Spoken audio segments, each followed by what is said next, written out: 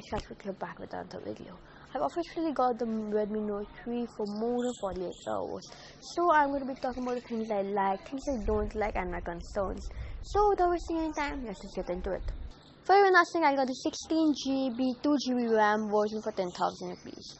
If you want to know why I got this instead of the other, it's basically because the sales went too fast and I was too slow to click the add to cart button. The first thing I'm going to be talking about is the things I was worried about before getting this phone. The thing I was most worried about when I got this phone was actually the fingerprint scanner. I didn't know whether it would be good or bad, considering the price of 10,000 rupees. Fortunately, it's really good. The setup process is really easy. You just have to tap on the fingerprint scanner a few times and then boom, you have your fingerprint registered.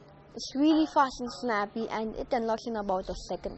Sometimes when I put my finger on the fingerprint scanner, it vibrates saying no, and after a few seconds it's like, yeah dude, it's your phone, and then it unlocks. It does not happen quite often, but in the 48 hours I used this, it's happened 2 to 3 times. Now it's about the camera. I was really worried about how they could have a nice camera for a price of 10,000 rupees, and the camera is average, I guess. The colors look really washed out, and the stock camera app is really bad. It takes a lot of time to focus, it's not easy to use.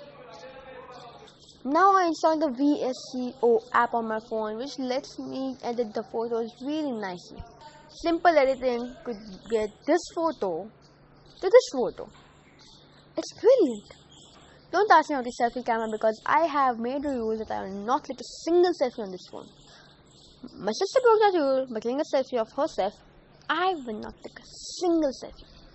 As long as you edit these photos a tad bit, you will get a nice picture. Now let's talk about the physical build of this device. It fits really nicely. The metal feels really nice in the hand, the screen is really good, and it's really comfortable in the hand. Now the screen is a tad bit bigger for me, but I could settle with that by just moving my phone around a little bit or going to the one-handed mode. I was also a little bit worried about the performance of this phone as it only has 2GB of RAM, but it actually performs quite nicely. Games like Mortal Kombat 10 and Asphalt 8 work perfectly fine, and while Nova 3 has a little bit of issues, you could get around with that. There are some favorite drops every now and then, but it's okay. Games like Clash Royale, Temple Run, and games which don't require a lot of graphics or performance will work really nicely. Now let's talk about software.